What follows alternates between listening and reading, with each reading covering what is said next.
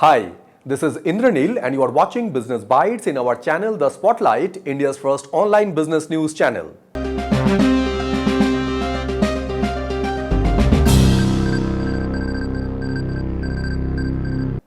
In today's Business Bites, first news we have China restricted the supplies of critical rare earth magnets to India, which is most crucial for auto industry. Second news we have Tilaknagar Industries is the frontrunner to acquire Imperial Blue Whiskey brand from the Pernod Ricard. Third news we have Adani Group is now getting ready to enter the airport ground handling business through Adani Airport Holdings. Fourth news we have multiple Indian startups are applying for corporate agency license to tie up with insurance companies in India.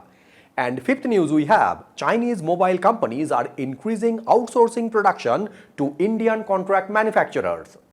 In first news, China restricted the supplies of critical rare earth magnets to India, which is most crucial for auto industry.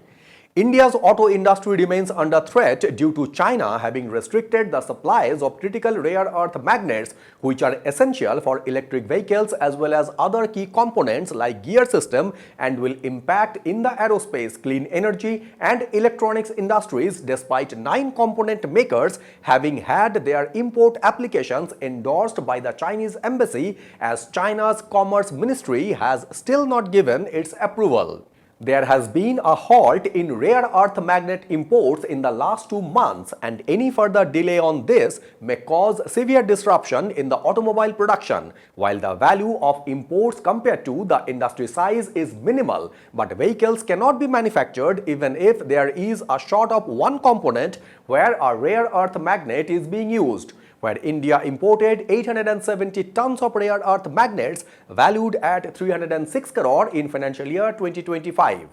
China accounts for about 70% of global rare earth metal mining and nearly 90% of production. When of the 17 Indian auto component manufacturers that submitted applications, the Chinese embassy in India has endorsed the mandated end-user certificate for 9 of them. On that context, the April 4 notification mandated exporters that ship such items to seek a license from China's Commerce Department after getting an end-user certificate from the buyer, where the end-user certificate requires buyer to guarantee these items will not be used for storing, manufacturing, producing or processing weapons of mass destruction and their delivery systems.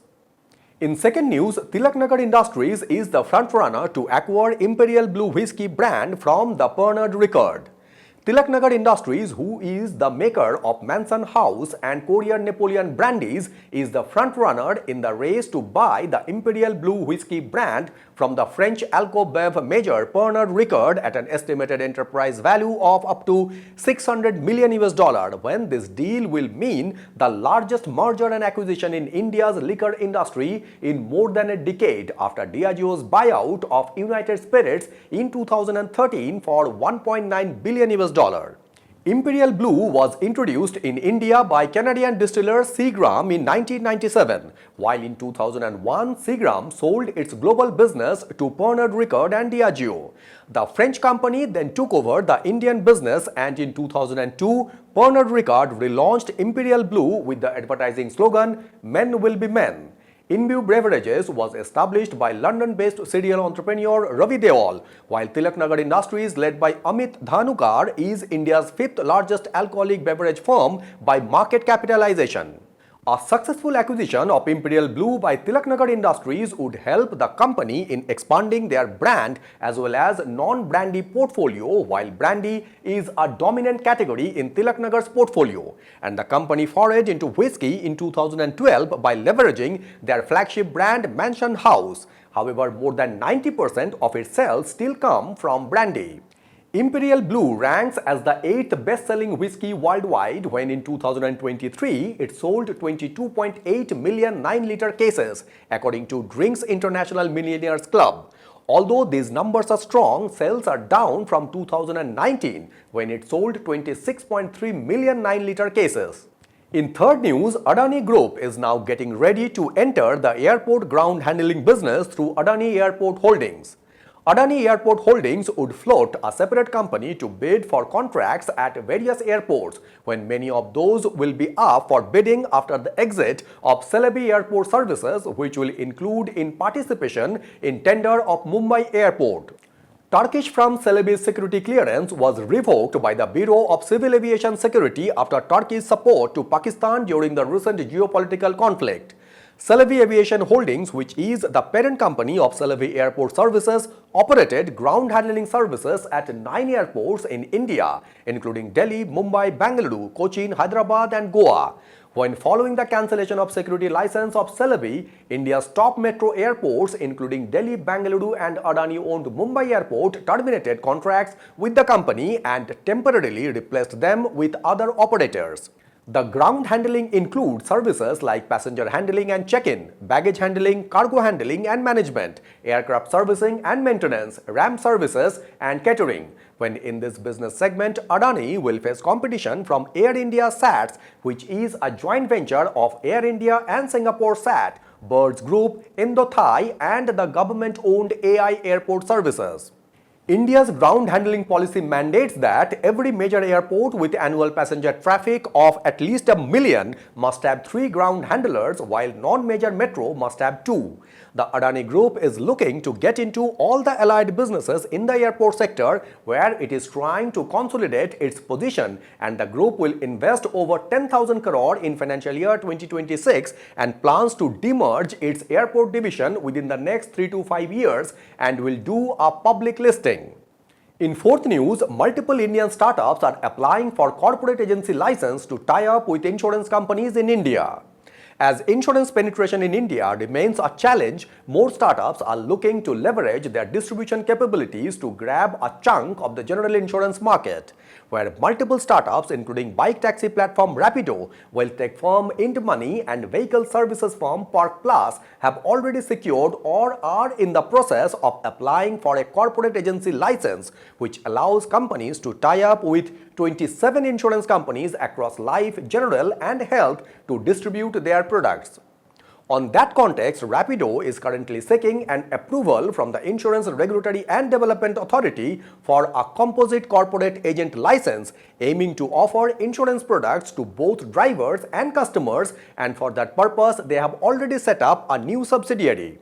The Bangalore-based company incorporated a new subsidiary last month and approved a resolution to undertake the insurance business as a composite corporate agent in respect of all classes of insurance, including motor insurance, general insurance, health insurance, and life insurance. Rapido's plans in insurance reflect a similar strategy that was adopted by ride-hailing major Ola a few years ago, when the Bangalore-based company Ola had launched a full-stack insurance offering for its driver partners and its customers, and Ola was also selling trip insurance to customers taking rides on its cabs, while in a similar move, vehicle management platform Park Plus is vying for a full-stack insurance distribution business. And in fifth news, Chinese mobile companies are increasing outsourcing production to Indian contract manufacturers.